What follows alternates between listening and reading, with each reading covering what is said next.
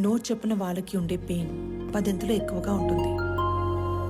అమ్మాయి ఎస్ చెప్పడానికి లేట్ అయినా పర్లేదు, కానీ నో చెప్పడానికి లేట్ చేయకూడదు. నువ్వు ఎవరికి నో చెప్పాలనుకుంటున్నావో ఫస్ట్ వెళ్ళి రేపే చెప్పేసి.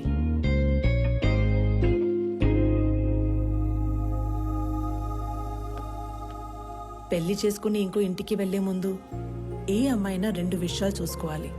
1, వ్యక్తిగా నీకు ఎలాంటి గౌరవాన్ని ఇస్తారు. 2, కుటుంబంగా నీకు ఎలాంటి ప్రేమనిస్తారు. Good morning everybody. రీసెంట్గా మా లైఫ్లోకి వచ్చిన ఒక ఫ్రెండ్ వల్ల ఆకలి అనేది ఇమీడియట్ అడ్రస్ చేయాల్సిన ప్రాబ్లం అనిపించింది. ఈ ప్రపంచంలో ప్రతి 7గురిలో ఒకడు ఆకలితో పడుకుంటున్నాడు. ఆ ఒక్కడు మనం కానందుకు ఆనందపడాలో, ఆ 6గురు కలిసి ఆ ఒక్కడి ఆకలి తీర్చలేకపోతున్నందుకు బాధపడాలో అర్థం కావట్లేదు. చాలా మందికి ఫుడ్ డొనేట్ చేయాలని ఉంటుంది, కానీ ఎక్కడ ఇవ్వాలో తెలీదు.